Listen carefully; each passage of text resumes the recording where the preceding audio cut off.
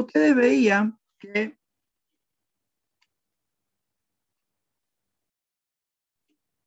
un medio muy importante era el medio acuoso. O sea, muchas reacciones se producían en sistemas o medios o fases acuosas.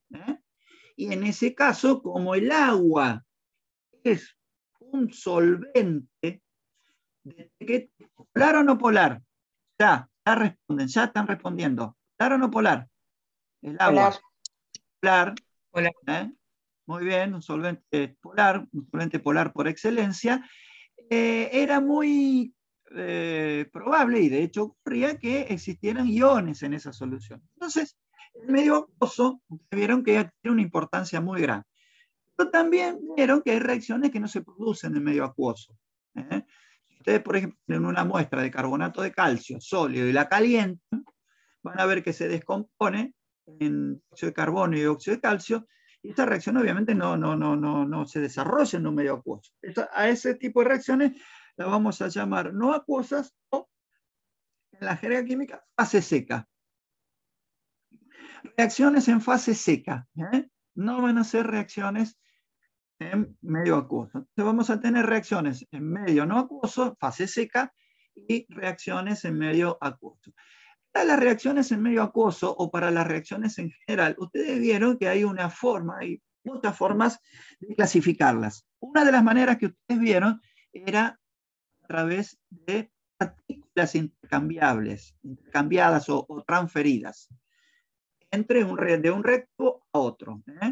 Por ejemplo, vieron tipos de partículas, tres tipos de transferencias. Transferencias de iones hidrógeno, transferencia de iones que no son hidrógeno, o sea, distinto del hidrogenión. ¿Y cuál otra falta? Electrones. La de electrones. Que corresponde, es una transferencia de electrones y corresponde a reacciones denominadas de óxido-reducción. Ustedes vieron esos tres. Las de óxido-reducción se dan en cualquier medio, y las otras dos también se pueden dar en cualquier medio, pero ustedes la vieron particularmente en medio acuoso, la de iones y la de hidrogeniones. Hay un cuarto tipo de transferencia que no se vieron, y son las que vamos a ver ahora, relacionadas con lo que vamos a ver ahora, que son las transferencias de ligandos. Es decir, la partícula que se transfiere de un reactivo a otro se denominan ligandos. Y ya vamos a ver qué es eso.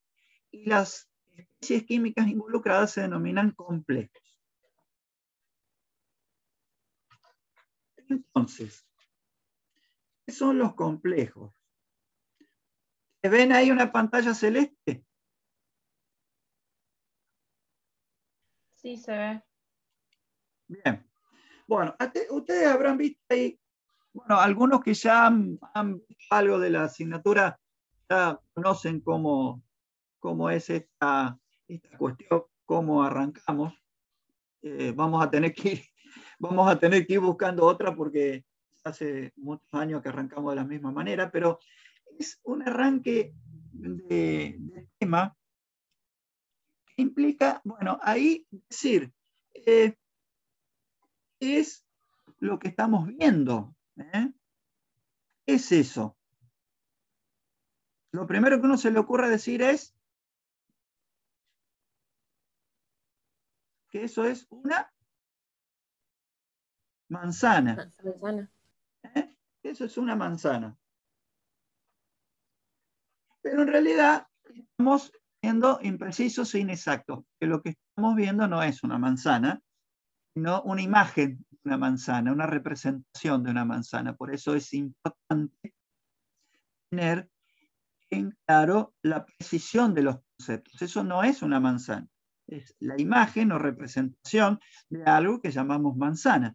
Y bueno, ¿eso a qué nos lleva? Nos lleva a que en química tenemos una parte muy importante de la química, que es la parte de la simbología. Ustedes vieron en química general que existen fórmulas químicas, como las que están representadas ahí, y las fórmulas químicas son justamente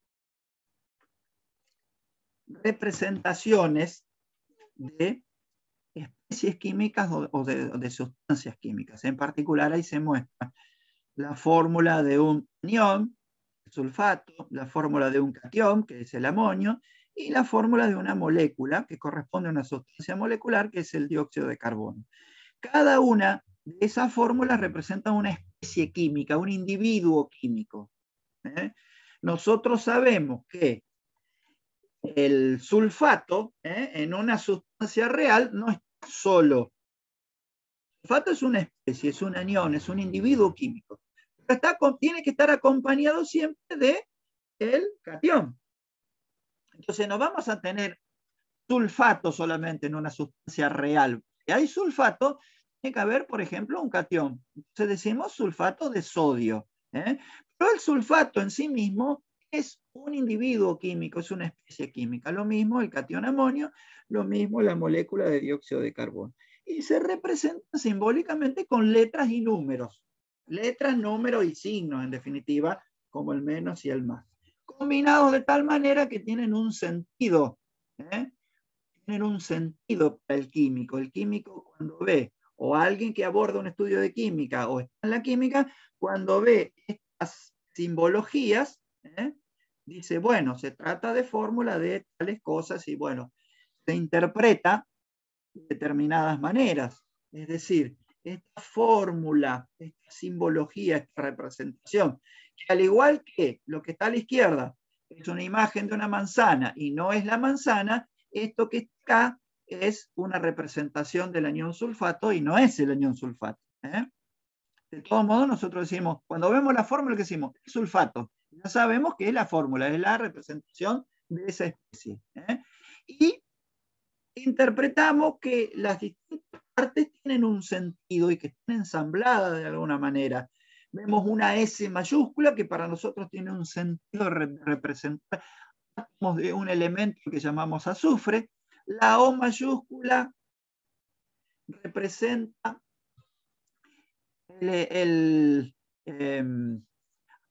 átomos de un elemento que llamamos oxígeno, son dos elementos que sabemos que figuran en la tabla periódica, y el 4 me dice que hay 4 átomos de oxígeno cada uno del otro, del azufre.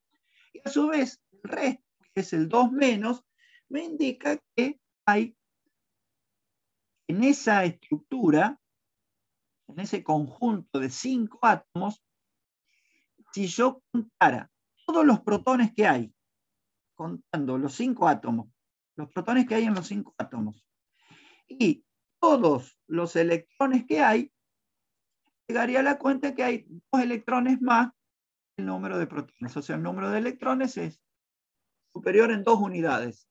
O sea, hay un exceso de 2 electrones respecto al número de protones, con lo cual aparece ese 2 menos, porque sabemos que los electrones tienen carga negativa. Entonces, es importante interpretar lo que significa cada una de las partes de la fórmula. Pero ¿hasta qué nos lleva? ¿Por qué estamos viniendo por acá? Porque estas fórmulas que teníamos, las habíamos aprendido en química general. Y ahora vamos a introducir otros tipos de fórmulas de otras especies químicas a las que vamos a llamar complejos. Entonces nos van a aparecer fórmulas como estas, que también tienen características de, tienen elementos, los símbolos de elementos de la tabla periódica, tienen numeritos que indican, como el 2 y el 6, indican proporciones, cantidades relativas. También puede aparecer algo parecido a lo que vimos hoy, una carga neta de un catión o un anión, o si no se coloca, significa 0, significa que es una especie neutra. Entonces nos encontramos con otros tipos de fórmulas a las que no estábamos habituados de acuerdo a lo que vimos en química general. Y a su vez vemos algunas particularidades que no aparecían que no aparecían en estas fórmulas. Por empezar, ¿qué hay en estas fórmulas que no hay en esta, en cuanto a la estructura? Al comienzo y al final de la fórmula. ¿Qué aparecen acá? Corchetes. Los corchetes.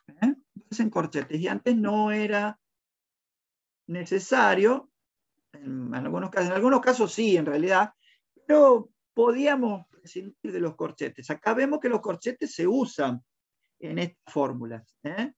Y además, lo que vemos, el primer elemento que aparece, ¿qué tipo de elemento es dentro de la tabla Metal. periódica? Es un metal. Además, en particular, si vemos, está en una determinada zona de la tabla periódica, que ya vamos a ver, la zona de los metales de transición. Estas especies o fórmulas de este tipo corresponden a las que llamamos complejos. Entonces decimos, el primero de arriba es un complejo, el otro es un complejo y este también, el último es un complejo. Nosotros las vamos a llamar como especie simplemente complejos, pero también hay una denominación más estricta, más rigurosa, que es entidades de coordinación, que es la que determina la IUPAC, que es la Unión Internacional de Química Pura y Aplicada.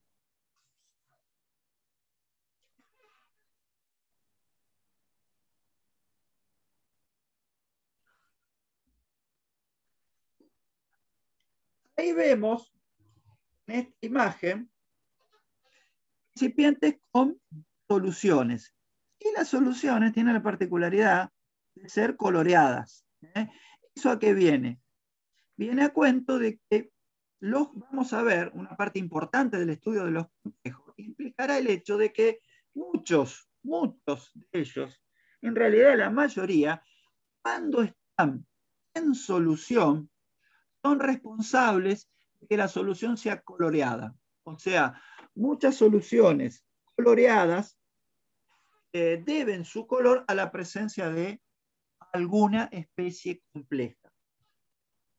¿De qué forma ocurre eso? Bueno, lo vamos a ver. ¿Entiende eso? O sea, muchas soluciones donde hay iones complejos o especies complejas presentan color. Y vamos a distinguir en realidad dos terminologías estrictas de la IUPAC. Entidades de coordinación y compuestos de coordinación.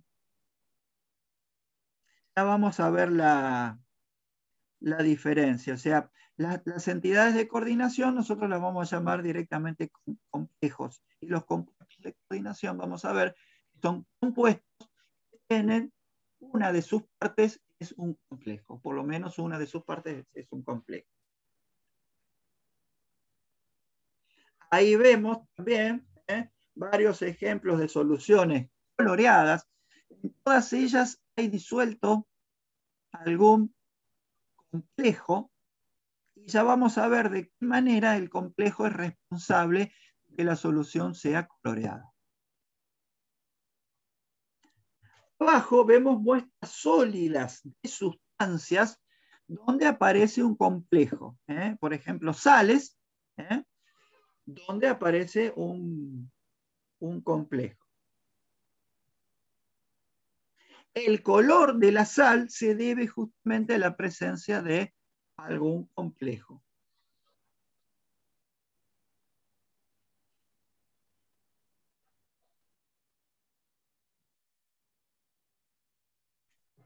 Bueno, entonces, acá, en esta fórmula, además, vemos ciertas particularidades que decíamos que no encontrábamos antes, los corchetes, el primer elemento, y después vemos también algunas cosas que parecen raras, como por ejemplo acá vemos entre paréntesis una parte de la fórmula me indica algo que parece ser la fórmula del agua al revés, es decir, esas particularidades son características de los complejos y es lo que vemos a continuación. ¿Cómo está formado un complejo? ¿Cuáles son las partes de un complejo? Ahí, bueno, dice, ver introducción a la guía de problemas.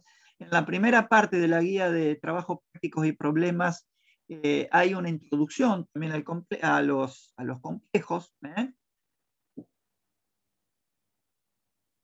Y en la estructura de un complejo, ¿qué es lo que habíamos visto? O el átomo metálico central. Recuerden, por ejemplo, el hierro en el complejo de arriba. Es un átomo o ion de un elemento metálico ubicado en el centro de la estructura. Ya estamos diciendo que está en el centro de la estructura. Y obviamente a él estarán unidos el resto de los componentes que aparecen en la fórmula. Los otros componentes se denominan ligandos. O sea, un ligando es un ligando. Es cada una de las especies unida al átomo metálico central. Como especie libre es una molécula o ion. Es decir, si ese ligando es este que está escrito OH sub 2, oxígeno, hidrógeno sub 2, esto nosotros lo sacamos de ahí, lo separamos, lo desvinculamos, lo desenlazamos del átomo central, lo dejamos aparte como especie libre, va a ser una molécula de agua. Pero metido acá en el complejo no es una molécula de agua, mantiene su conformación oxígeno-hidrógeno 2, pero al estar unido al átomo central, ya no es una molécula de agua, sino que es un ligando.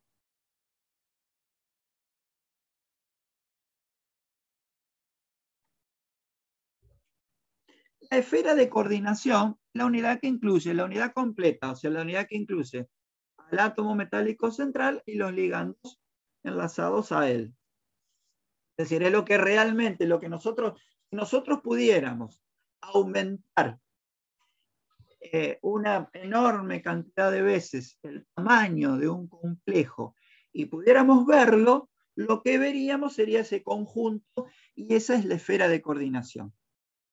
La fórmula, como vimos, se escribe entre corchetes, si fuera del corchete se indica la carga eléctrica global si la hubiera, o sea, puede haber complejos cationes, aniones, neutros, catiónicos, aniónicos y neutros.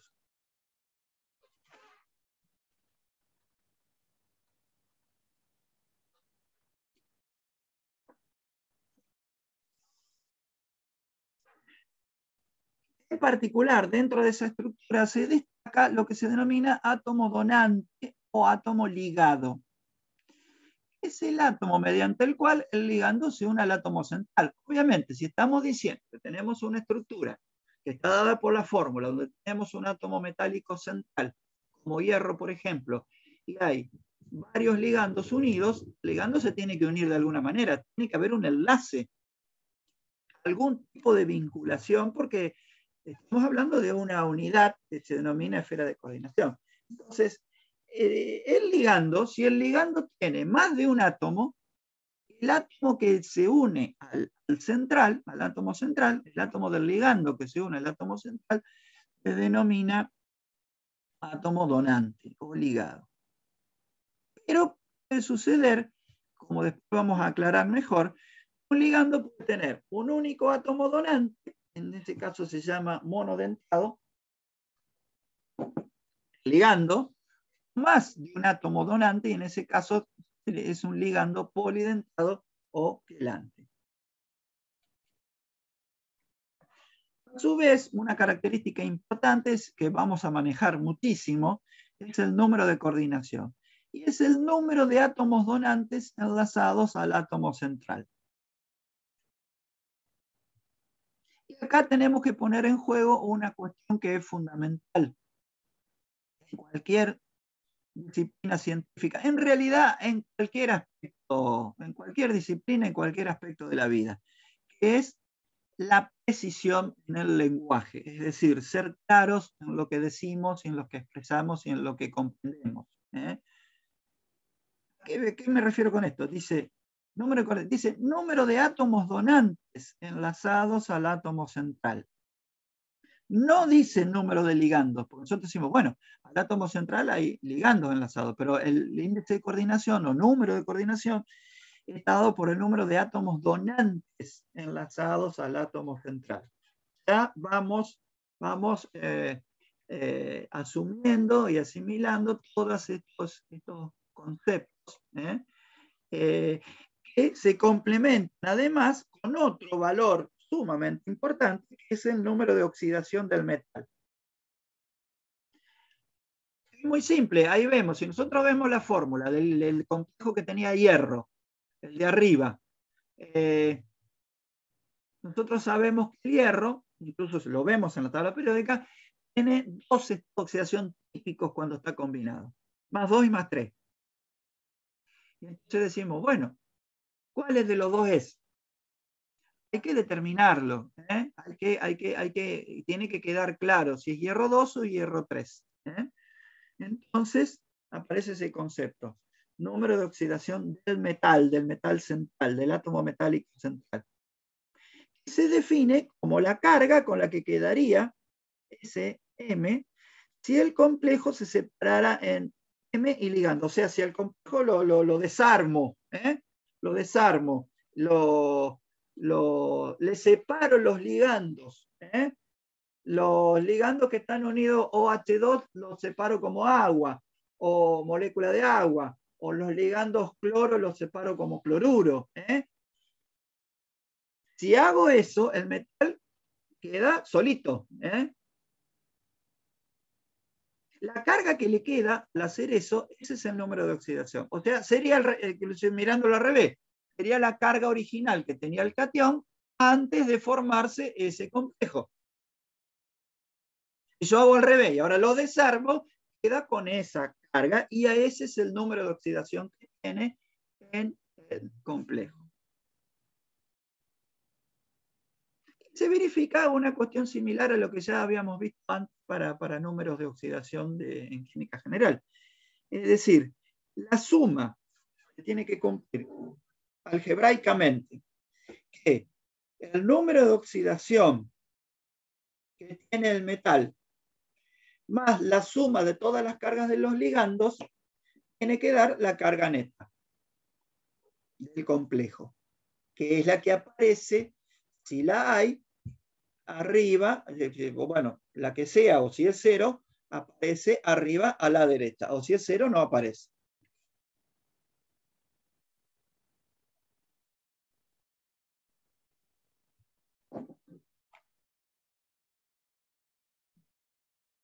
Entonces acá hay una pregunta que tiene su importancia.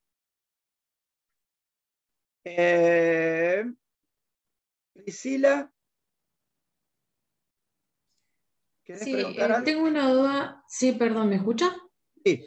Escúchame, disculpen, si por ahí ustedes levantan la mano y yo no lo veo, igual interrumpan, no hay problema.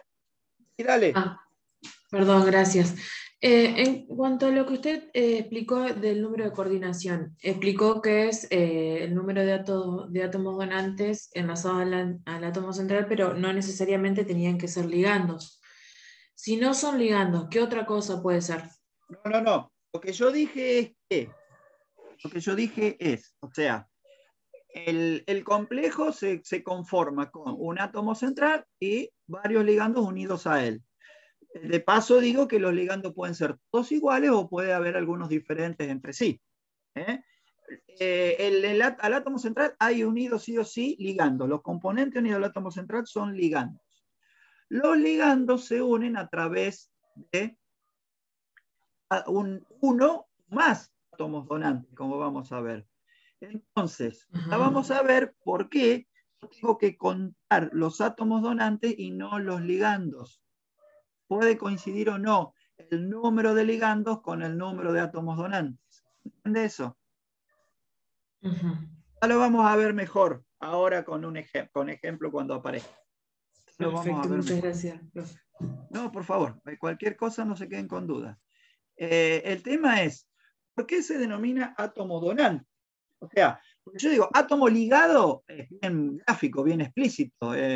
Átomo ligado, bueno, el que está unido. Pero, ¿y por qué donante? ¿Qué significa donante? Que en principio no se entiende bien. Bueno, esto viene de una forma de ver un complejo, de varias que hay, fundamentalmente en el sentido de una forma de ver cómo se une, porque esa es una de las cuestiones claves. ¿Cómo se unen los átomos? Cuando nosotros decimos tenemos el anión sulfato, una pregunta que nos hacemos, sí, yo sé que están los 5 aniones juntos, pero el tema es cómo están unidos.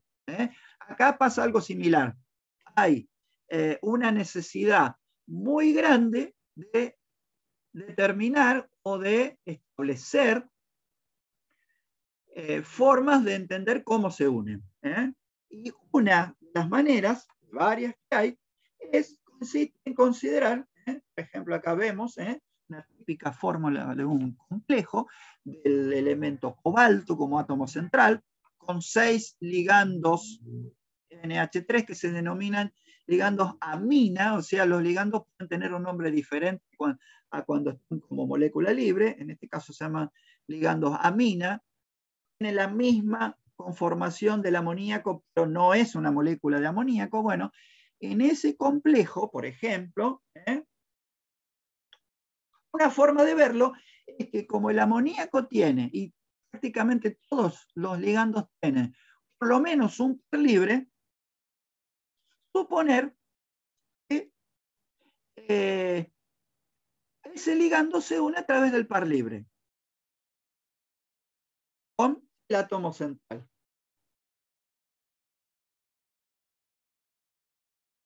O sea, cada ligando unido a través del par libre, o sea, dona en juego, dona su par libre, él es par libre, al elemento central.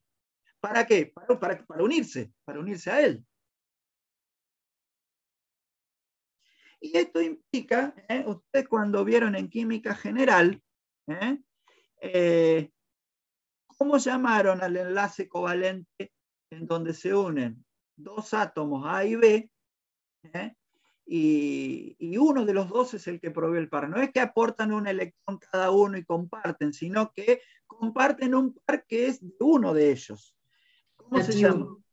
Enlace dativo coordinado. O coordinado, exactamente. Entonces eso implica, ojo, esta forma de ver el enlace implica un enlace covalente, dativo o coordinado, según se vio en química general. Y de ahí viene incluso la denominación. Donante viene de eso, de que es como una donación. Por eso también viene la palabra dativo, de dar, de donar. Y a su vez aparece la palabra coordinado y de ahí viene el nombre, entidades de coordinación. Incluso la química que estudia los complejos se llama química de la coordinación. Y ahí viene la palabra química de coordinación, entidades de coordinación, especies de coordinación, que está muy relacionada con los complejos. Y es una parte muy importante de la química.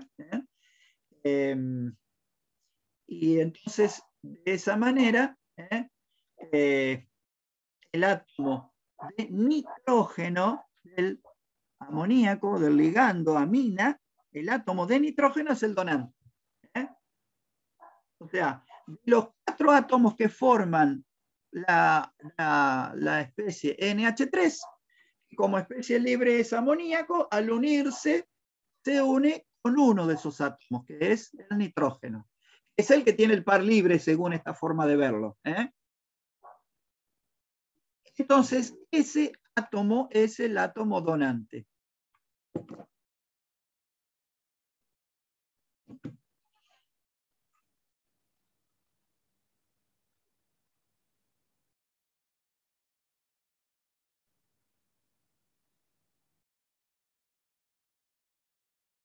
Entonces, si contamos el número de átomos donantes alrededor del átomo central, tenemos el índice o número de coordinación.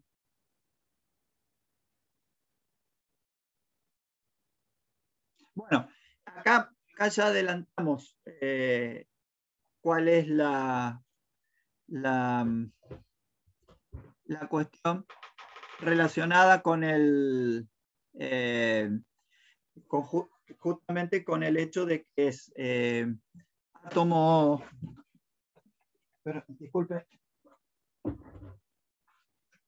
¿Por qué es el número de átomos donantes y no el número de ligandos? Porque si en un ligando hay más de un átomo donante, es un ligando, pero son dos átomos donantes.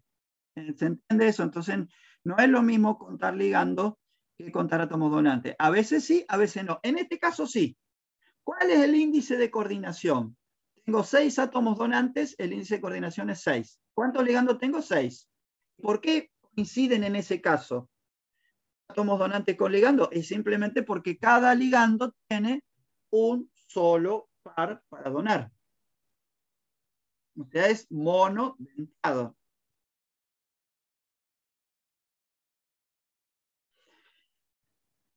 Acá en esta otra imagen se muestra la tabla periódica y se remarca una zona de la tabla periódica que es la de los metales de transición. En realidad habría que abarcar las hileras, las tres hileras, las tres líneas de acá, las tres series, pero nosotros vamos a estudiar fundamentalmente los complejos de estos metales que están acá, que son de la primera serie de transición, son los que forman los complejos más conocidos y los que forman los complejos en mayor número. Principalmente son los más conocidos. Los metales de transición son metales que típicamente forman complejos, aunque en menor medida los otros metales también pueden formar complejos, pero por muy lejos, la mayor y abrumadora cantidad de complejos es formada por estos elementos de transición, como especie central, como átomo central.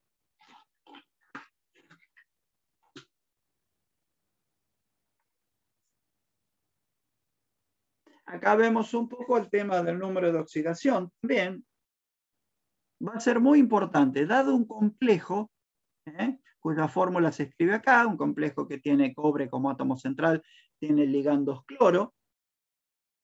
En este caso los ligandos se llaman cloro, y si yo lo saco como especie libre, corresponde a anión cloruro. Entonces la pregunta es, ¿cuál es el número de oxidación del átomo central en ese complejo? Ese es un dato sumamente importante. Y entonces, ¿qué es lo que vemos ahí? Que si lo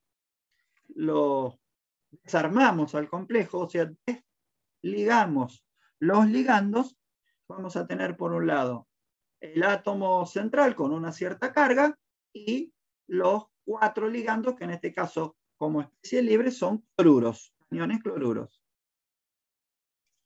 La carga que, como decía antes, la carga que le queda al átomo central es el número de oxidación del mismo en ese complejo. Y se cumple que, entonces, como decíamos, N más la carga de los ligandos, que son 4 por menos 1, el número de oxidación más las cargas correspondientes a todos los ligandos, tiene que dar la carga global, menos 2. De ahí podemos obtener el valor más 2. O sea, de esta manera que está acá, podemos obtener cuál es el número de oxidación. Incluso en muchos casos se puede hacer mentalmente.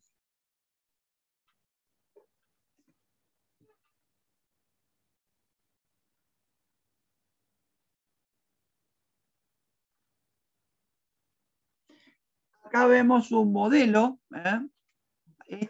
Los modelos también son representaciones, diferentes a las fórmulas, pero representaciones al fin de un determinado sistema o de una determinada especie. En este caso, este es un típico modelo de esfera y barras.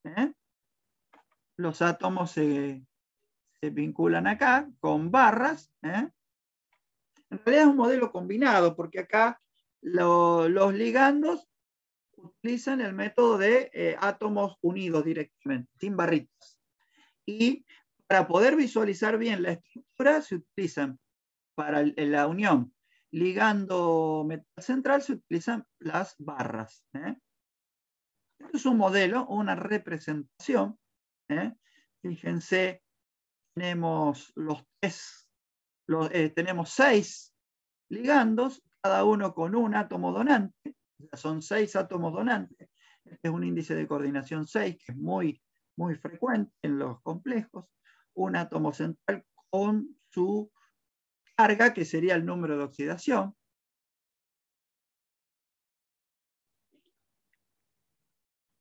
Y los ligandos NH3, cuando se separan, pasan a ser moléculas libres de amoníaco. Pero en esta situación que se muestra acá, no son moléculas de amoníaco, son ligandos. O sea, su identidad química, su estado químico es diferente, a pesar de que sigue siendo nitrógeno, hidrógeno 3. Eso es un concepto importante. No son moléculas de amoníaco, son ligandos que tienen otro nombre, se llama amina. Doble M.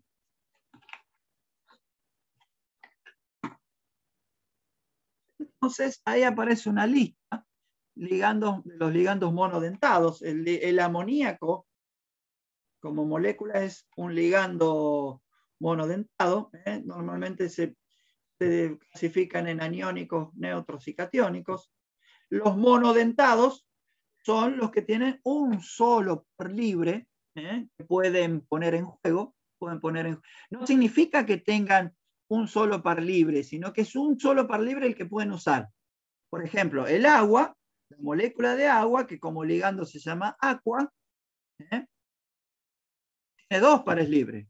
Pero de los 2, solo puedo usar uno. Entonces, en ese caso, en realidad, tiene 2 pares libres, pero actúa como monodentado siempre. El amoníaco, que como ligando se llama amina, o sea, acá en rojo o en morado, en rojo morado, aparece el nombre que tiene como ligando. En realidad, cada ligando, por ejemplo, el amoníaco, que se llama amina, tiene un solo par libre, entonces puedo usar ese solo. El agua, al actuar como ligando aqua, tiene 2 pares libres, ya lo sabemos. Pero usa uno solo, entonces monodentado, o se dice también que actúa como monodentado.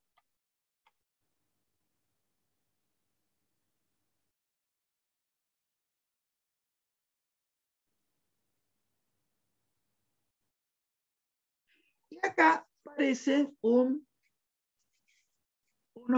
ejemplos, no vamos a usar mucho, simplemente para verlo y para saber que existen, de ligandos que tienen más de un par libre con el cual se unen al átomo central.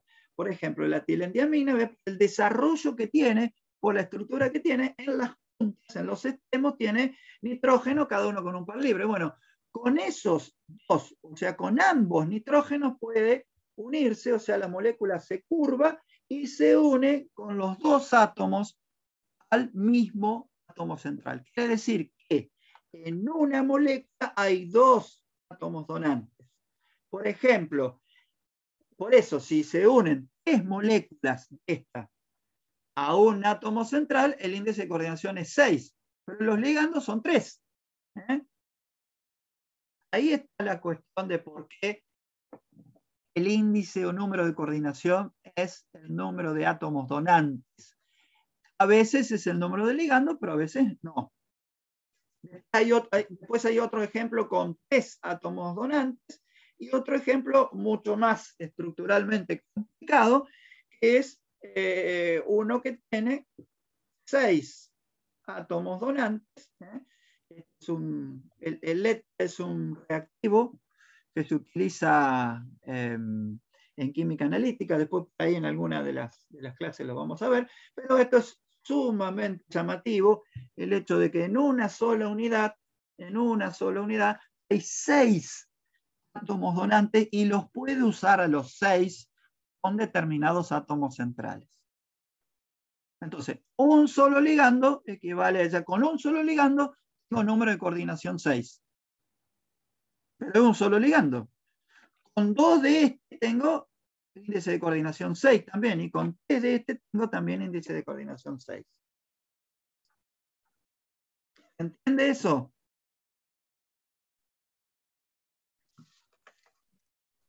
Sí. Muy bien. Después acá, bueno, simplemente en este esquema se explicitan un poco las partes que estuvimos viendo. Átomo metálico central, de acuerdo como están explicitados en la fórmula. Átomo metálico central, átomo donante, ligando, carga neta del complejo, número de ligandos de cada tipo. Puede haber de más, puede haber todos ligandos iguales, como pasa acá, o pueden ser ligandos diferentes. Lo que es la esfera de coordinación. Acá, bueno, lo que decíamos recién, cuando la especie compleja posee solo ligandos monodentados, ahí sí el número de ligandos es igual al índice o número de coordinación, porque coincide con el número de átomos donantes.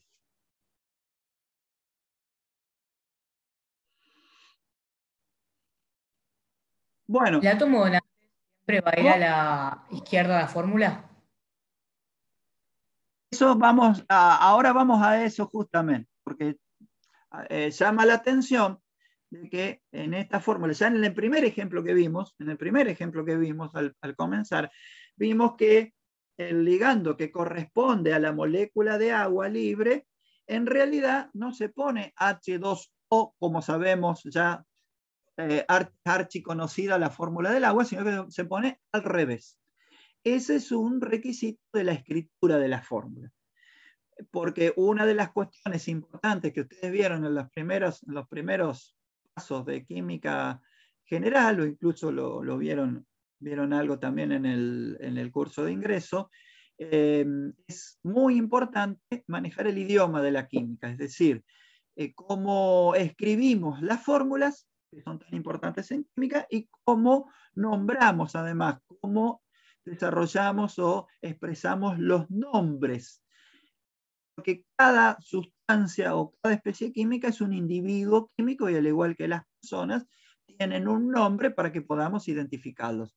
Entonces, a las sustancias y las especies químicas las identificamos de esas dos maneras, con una fórmula y un nombre.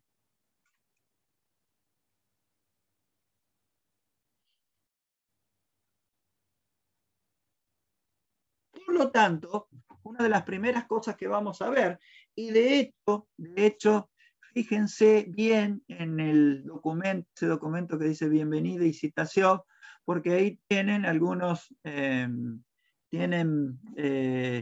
indicaciones respecto de ya venir a la clase práctica con la formulación y nomenclatura vista, incluso visto algunos ejemplos.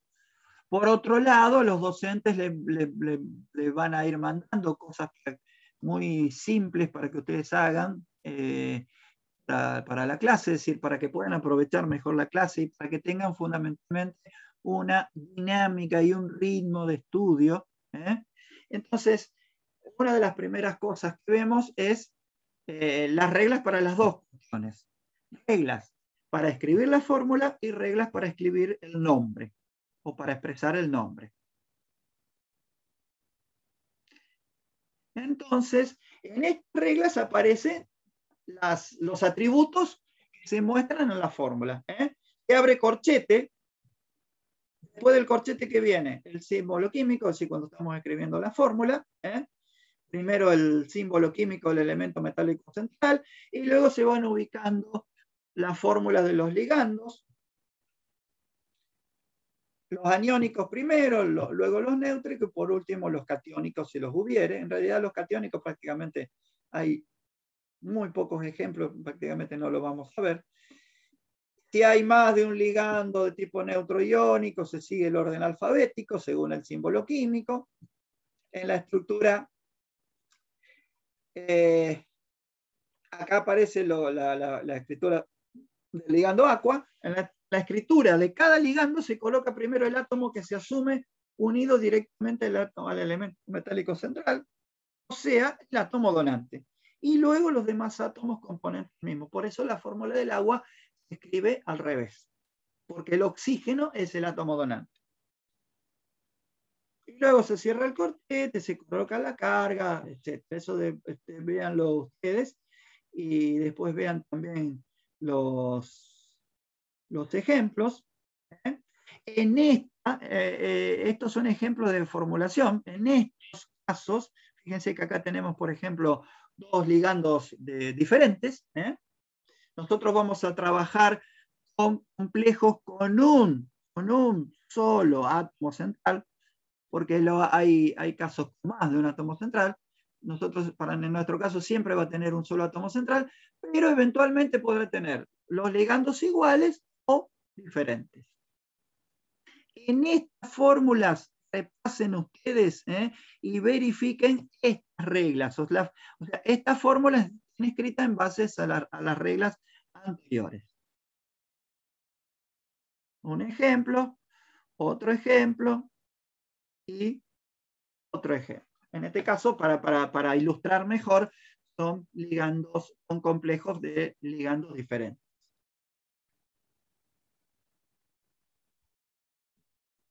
Y después las reglas para nombrar las especies complejas, lo que se denomina reglas de nomenclatura.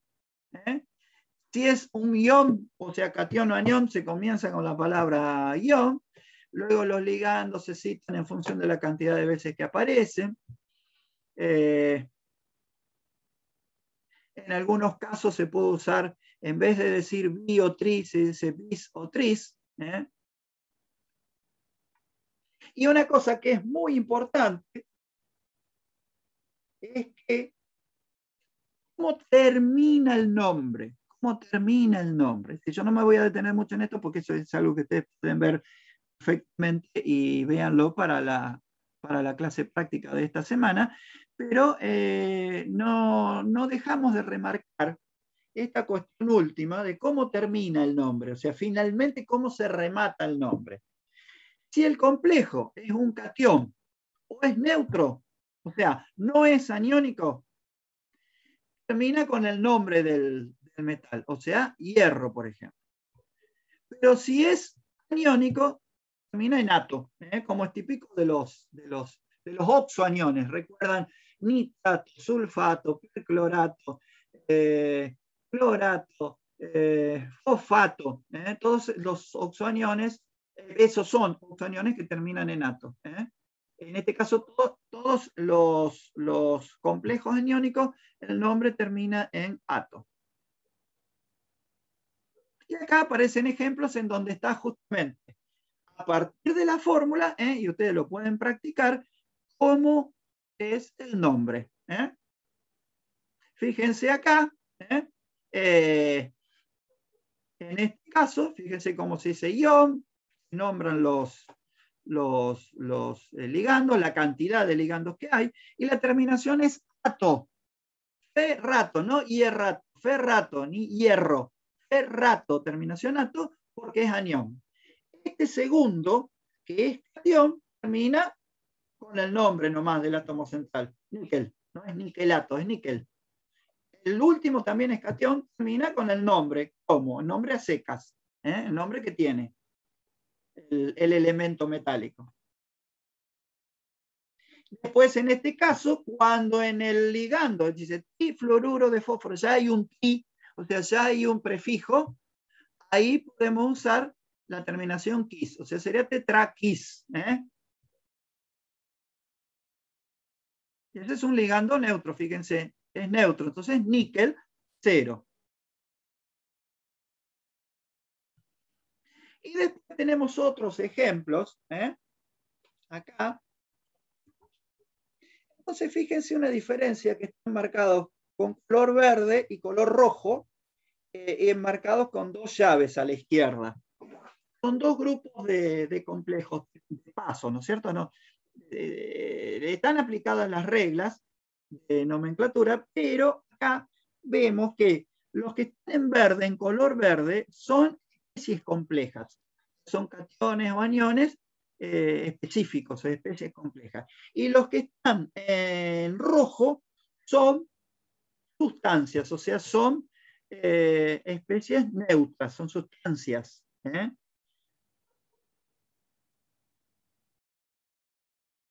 A estas especies neutras, la IUPAC las llama compuestos de coordinación.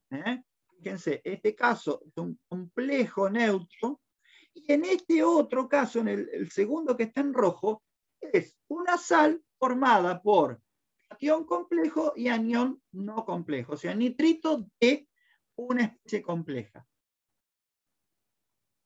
En ese caso, cuando se trata de un compuesto que tiene el cation o el anión, ambos, compuesto con por lo menos cation, por lo menos anión, o ambos complejos, se trata de un compuesto complejo. Lo mismo que en el último caso,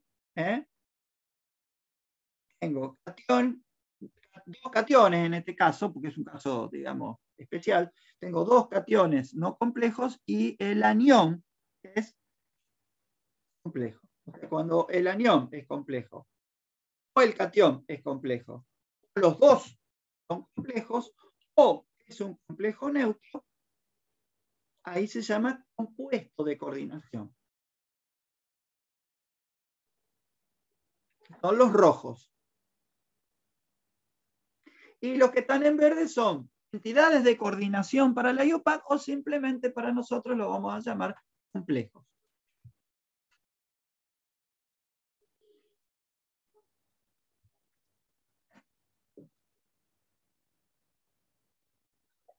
Lo mismo que en química general, acá es una cuestión de practicar, obviamente. Profe, perdón. ¿Se denominan complejos los verdes y los rojos? ¿Cómo? ¿Los rojos? ¿Cuál era el nombre de los rojos, de los compuestos que estaban en rojo? Compuestos de coordinación,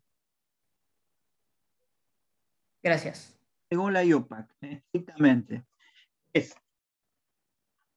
O es un complejo neutro, ya de por sí es una unidad neutra, porque es un compuesto complejo, neutro, o tiene anión o cation o los dos complejos.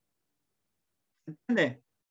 O es un complejo neutro o tiene anión, cation o ambos como complejos. Estos son compuestos de coordinación. No se da cuenta, pues son compuestos, son sustancias. Los otros no son compuestos en realidad. Aunque uno por ahí le puede llamar compuesto complejo, pero estrictamente no son compuestos. Son especies químicas individuales.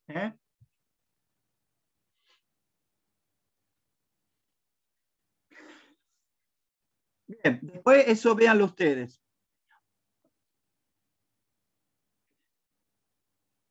Otra cuestión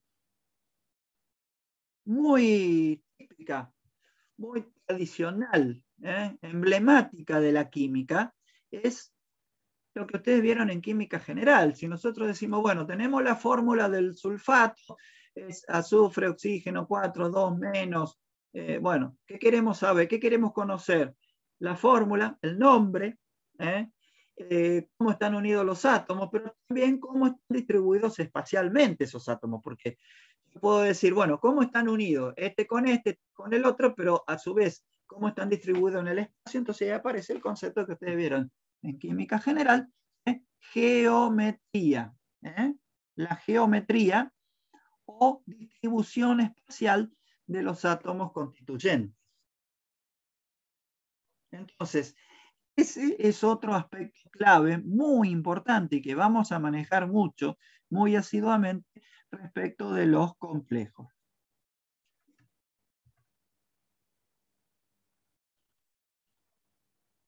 La geometría.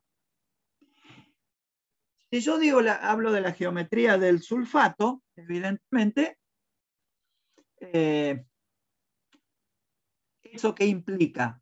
Bueno, cómo están distribuidas espacialmente. Entonces, si averiguo un poco, veo que me van a decir que el sulfato tiene el azufre en el centro y los oxígenos unidos a él. Bien. ¿Qué más falta? Esos oxígenos, ¿qué posiciones tienen en el espacio? Entonces me dicen que corresponden a los vértices de un tetraedro, alrededor del azufre central. Eso me implica, como vimos en química general, una geometría denominada tetraédrica, en ese caso en particular. Acá, normalmente o muy frecuentemente, al átomo tenemos también un átomo central, al igual que el azufre central del sulfato. Ajá, muy bien. Pero los ligandos pueden tener más de un átomo. Por ejemplo, el ligando amina, amoníaco, ligando aqua, corresponde al agua. Entonces, ¿cómo consideramos la geometría? Y una cuestión lógica, digamos. Los átomos que definen la geometría son los donantes. Es decir, ¿qué es lo que me define la geometría? Un átomo central, que es el metálico. Y además, ¿qué define la geometría? Las posiciones espaciales relativas de los átomos donantes. ¿Por qué? Y obviamente porque son los que están unidos directamente al átomo central, así como los oxígenos están unidos directamente al azufre en el sulfato.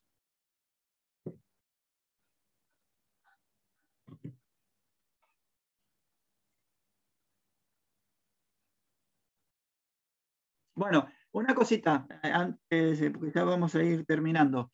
Si en algún momento yo me paso, porque por ahí hay un momento que puede ser que necesite la licencia y nos corten, y nos van a cortar de golpe, vamos a tratar de evitar que así sea.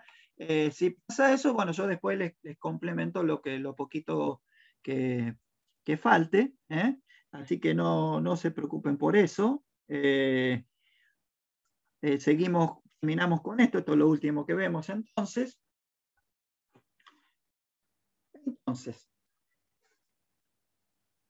¿Cómo se define la geometría? Con un átomo, con la posición de un átomo central, que es el átomo metálico, y las posiciones espaciales de los átomos donantes de los ligandos unidos a ese elemento o átomo central. Por lo tanto, si los átomos donantes definen la geometría, como sabemos que el número de átomos donantes alrededor del central, ¿cómo se llama el número de átomos donantes alrededor del metal central? Número de coordinación. Número o índice de coordinación.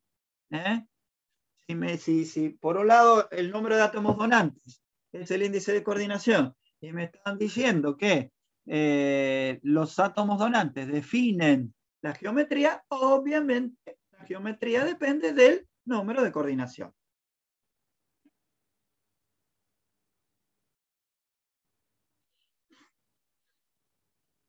Entonces acá vemos algunas geometrías, hay muchas más, es bastante vasto el panorama, pero vamos a mencionar las más comunes. La mínima normalmente es con índice de coordinación 2, corresponde siempre a una distribución espacial lineal, o sea, dos átomos donantes, que pueden ser un ligando monodentado o dos monodentados. Normalmente son dos monodentados. Y acá es casi exclusivamente, salvo casos raros, la geometría es lineal. Digo esto ¿por qué? Porque si ustedes recuerdan lo que vieron en química general, y es bueno que lo repasen, si tienen oportunidad y tiempo, en química general, cuando el índice de coordinación es 2, por ejemplo, contando dióxido de carbono, un átomo central, dos átomos unidos, y agua, un átomo central del oxígeno, dos hidrógenos unidos. En un caso es lineal y en otro caso es angular. O sea, hay dos posibilidades para las unidades que no son complejas, las comunes, las que vieron en química general. Lineal o angular. En este caso es prácticamente exclusivamente lineal.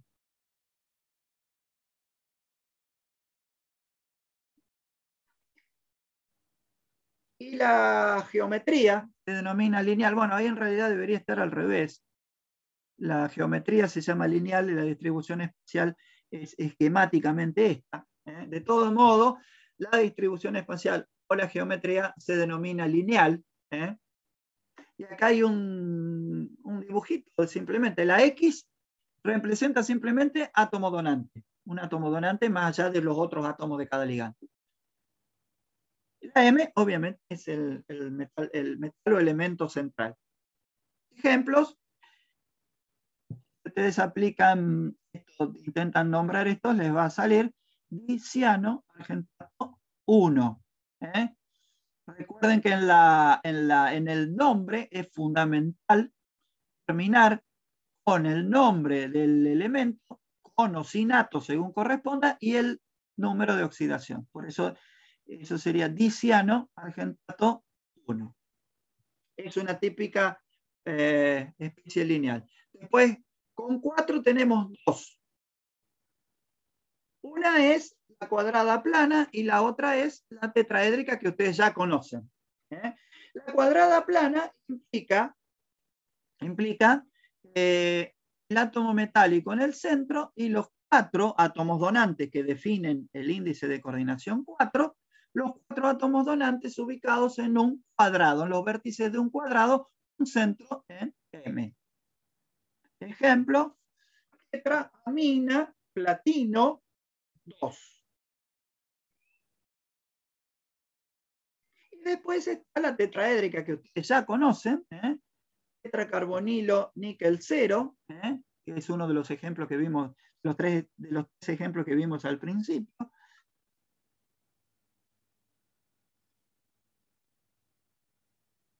Y por último mencionamos, volviendo a insistir que hay muchas otras, pero las que nos van a interesar son fundamentalmente estas, la de índice de coordinación o número de coordinación 6. Las cuales hay más de una, pero la que es por lejos la más importante, incluso no la de índice de coordinación 6, sino tal vez la más emblemática, la más estudiada, la más entendida, tal vez la geometría octaédrica o distribución espacial octaédrica.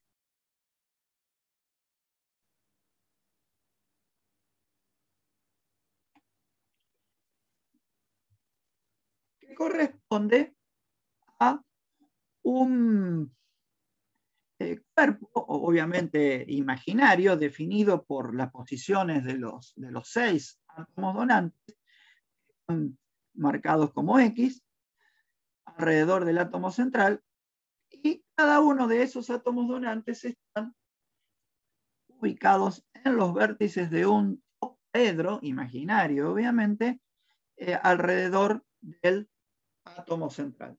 Ya volvemos para atrás en el modelo que habíamos visto, a ver si acá. En este modelo se ve justamente índice de coordinación 6. Esta es una típica geometría octaédrica.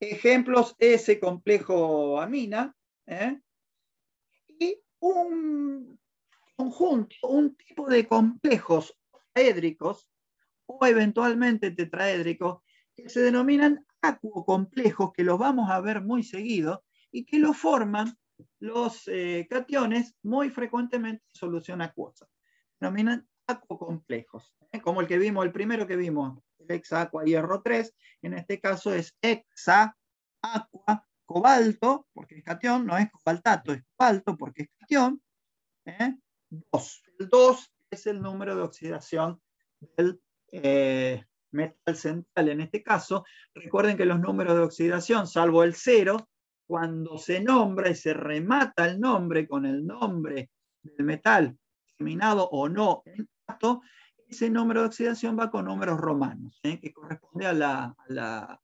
nomenclatura denominada stock. Bueno, esos acuocomplejos, los hexaacuocomplejos, son ejemplos típicos de la geometría octaédrica típica. Y esta geometría octaédrica es la que más vamos a estudiar junto con la tetraédrica, algo de la cuadrada plana y algo de la lineal. Pero la que más vamos a ver son la octaédrica y la tetraédrica. Ahí después tienen ustedes dos dibujos de los cuerpos geométricos ideales que representan estas geometrías, el octaedro y el tetraedro.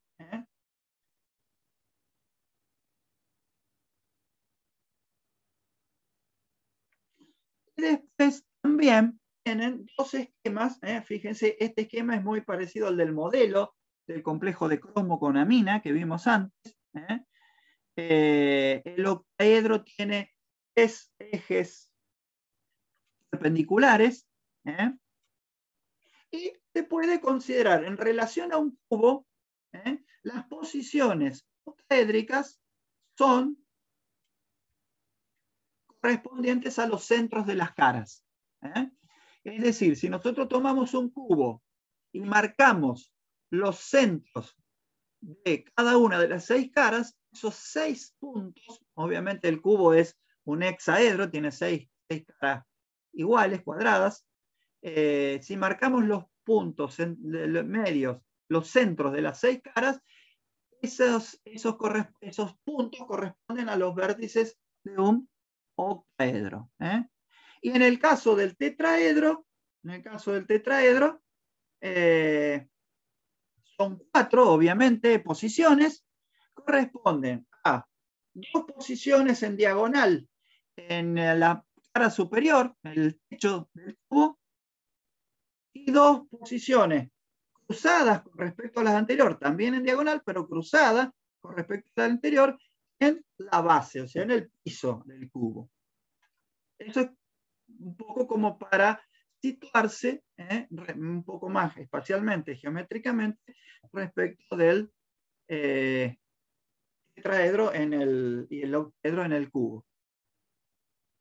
Bueno, y otra cuestión que ahí vamos a ir necesitando es que